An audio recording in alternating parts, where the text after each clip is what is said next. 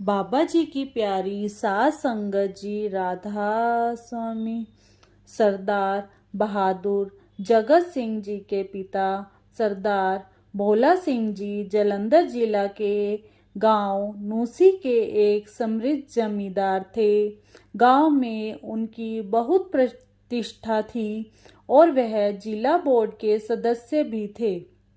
सरदार बहादुर जगत सिंह जी का जन्म 27 जुलाई 1884 को हुआ। बचपन से ही वह प्रसन्नचित्त, शांत तथा मृदुभाषी थे। अभी उनकी आयु 5 वर्ष की ही थी कि माता जी का देहांत हो गया। उनकी पिता की चाची जी ने उनका पालन पोषण किया। उनके परिवार के लोग साधु सेवा तथा महात्माओं की संगत के प्रेमी थे और छोटी उम्र से ही वे भी उनके साथ साधु महात्माओं के पास जाते रहते थे। बाल्यावस्था में उन्होंने गुरुद्वारा के ग्रंथी से गुरुमुखी सीखना शुरू किया। उसके बाद उन्होंने मिशन स्कूल जालंधर में प्रवेश किया। वह पढ़ाई में खूब रुचि लेते थे तथा हमेशा उच्च श्रेणी में पास होते थे। 1909 में उन्होंने पंजाब यूनिवर्सिटी से एमएससी की परीक्षा पास करने के बाद उन्होंने अपने कॉलेज में ही शोध छात्र रिसर्च स्कॉलर के रूप में रख लिया गया। परंतु लायलपुर कृषि कॉलेज के प्रिंसिपल डॉक्टर बोनस, जो उनकी प्रैक्टिकल की परीक्षा लेने आए थे, उनसे बहुत प्रभावित हुए और बहुत जिद करने के बाद उनको अपने साथ लायलपुर ले गए। वहां उनको कृषि कॉलेज में रसायन शास्त्र के सहायक प्रोफेसर के पद पर नियुक्त किया गया। सरदार बहादुर जी ने विद्यार्थियों को पढ़ाने का कार्य बड़ी लगन और मेहनत के साथ शुरू कर दिया। कुछ ही दिनों में वह अपने विद्यार्थियों में बहुत लोकप्रिय हो गए। उनका पढ़ाने का ढंग ऐसा था कि विषय को सरल और रुचिकर बना देते थे। कभी कभी प्रिंसिपल डॉक्टर बोनस भी चुपचाप उनकी क्लास में आकर बैठ जाते थे और उनका लेक्चर सुनते रहते। वह गवर्नमेंट एग्रीकल्चर कॉलेज लायलपुर में 32 साल करके वाइस प्रिंसिपल की नौकरी से रिटायर हुए। सन 1910 में वह हजूर महाराज सावन सिंह जी के चरणों में आए। जिस लगन और मेहनत से वह कॉलेज में कार्य कर रहे थे, उसी लगन के साथ वह फुर्सत का पूरा समय अभ्यास में देने लगे। उन्होंने गुप्त दान से विद्यार्थियों को आर्थिक सहायता देकर उच्च शिक्षा दिलवाई। जब भी कोई विद्यार्थी किसी प्रकार की तकलीफ में होता और सरदार बहादुर जी को पता चलता, तो वो फौरन उसकी सहायता करने की भी कोशिश करते। एक बार का जिक्र है, एक लड़का बलूचिस्तान से आया था। कई महीने गुजर जाने पर भी उसने कॉलेज में प्रवेश फीस तथा पढ़ाई तथा छात्रावास फीस के 200 रुपये नहीं चुकाए। उसे परीक्षा में बैठने से रोकने का निर्णय लिया जा रहा था। तब सरदार बहादुर जी को पता चला तो उन्होंने तो कहा उस लड़के से ही स्कूल की रकम ना चुकाने का कारण पूछा। उसने बताया कि अभी घर से पैसे नहीं आए हैं। इस पर उन्होंने उससे कहा कि घर से अपने पिता को तार देकर रुपए मंगवा लो, वरना तुम इम्तिहान में नहीं बैठ सकोगे। उस लड़के ने जवाब दिया, जी आप पिता ही हैं। यह सुनते ही सरदार बहादुर जी ने अपना चेकबुक मंगवाकर 200 रुपये उस लड़के की फीस जमा करवा दिए। कुछ समय बाद उस लड़के के घर से पैसे आ गए। वह रुपए लेकर उनके पास पहुंचा।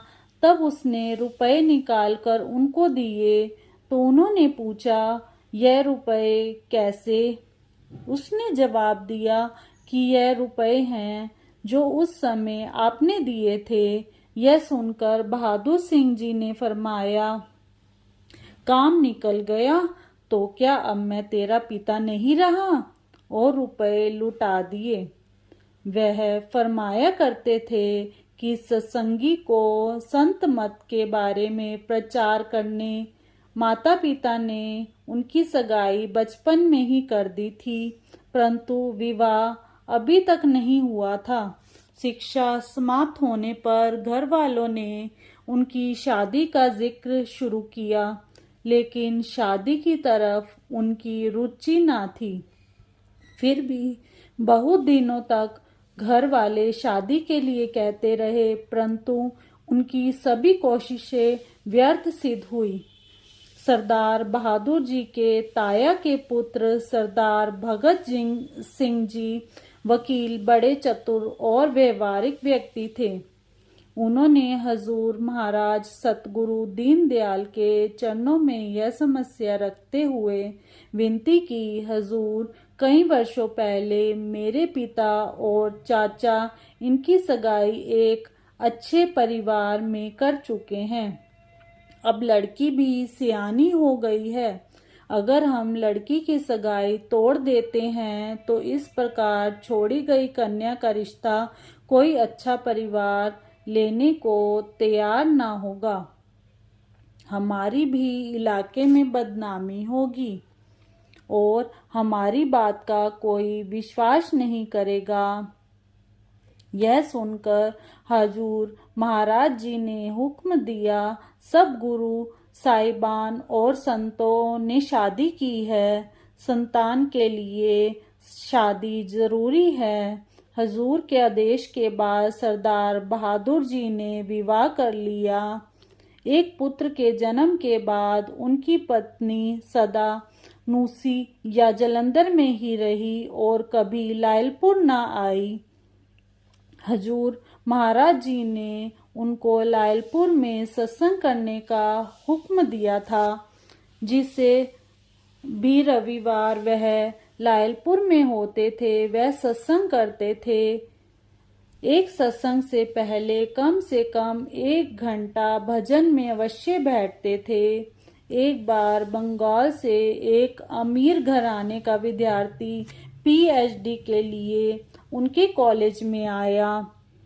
उसके पास एक बहुत बढ़िया कीमती कैमरा था।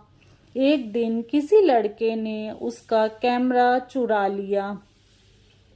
प्रिंसिपल ने सरदार बहादुर जी को बुलाकर कहा कि कैमरे की चोरी होने से कॉलेज की बदनामी होगी। कैमरा बरामद करवाना और चोर को पकड़वाना चाहिए।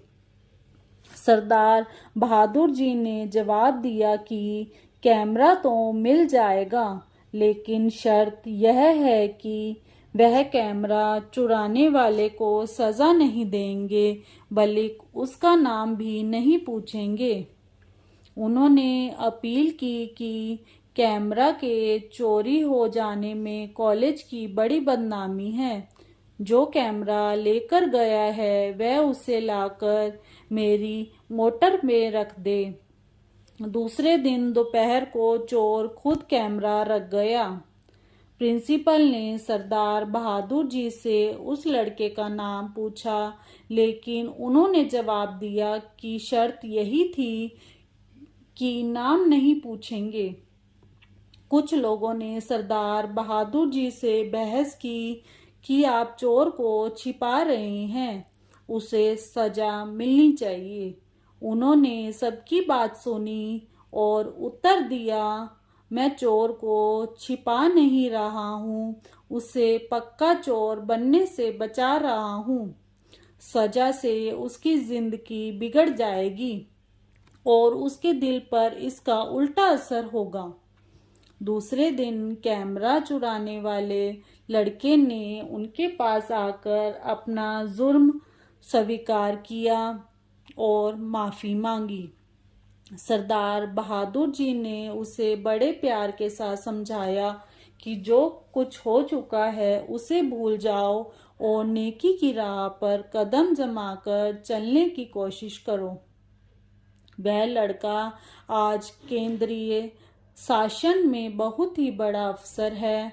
उन्होंने 20 मार्च 1948 वाले दिन हजूर महाराज सावन सिंह जी ने रजिस्टर्ड वसीयत सरदार बहादुर जगत सिंह जी महाराज को अपनी जगह नियत कर के नाम का प्रचार और सारी संगत की अगुवाई करने का हुक्म दिया। तो सरदार बहादुर जगत सिंह जी बोले, शहंशाह की गद्दी शहंशाह की को ही शोभा देती है।